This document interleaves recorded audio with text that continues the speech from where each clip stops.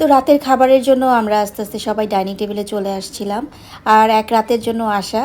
সারাদিন খুব সুন্দর সময় কাটিয়েছি সবাই একসঙ্গে। তো এখন একসঙ্গে রাতের খাবারটাও খাবো।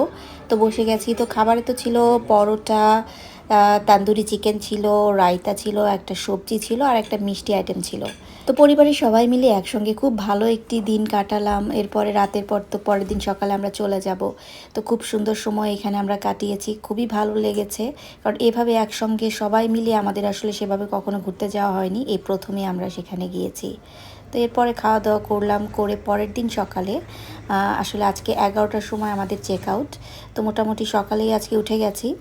সকালবেলায় একটু চারপাশটা দেখছিলাম, এই জায়গার পরিবেশটা এতটাই সুন্দর, আসলে কি বলবো।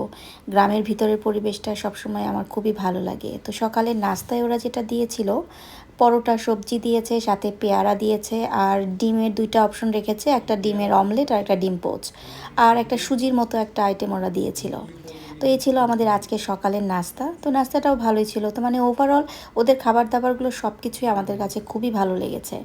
তো আমরা সবাই খেতে বসে গেলাম। তো খাওয়ার পর আস্তে আস্তে সময় হয়ে আসলো, তো আমরা আস্তে আস্তে বের হয়ে গেলাম সব কিছু গুছিয়ে। আর এই তো আমাদের খুবই সুন্দর কিন্তু সময় আমরা কাটালাম।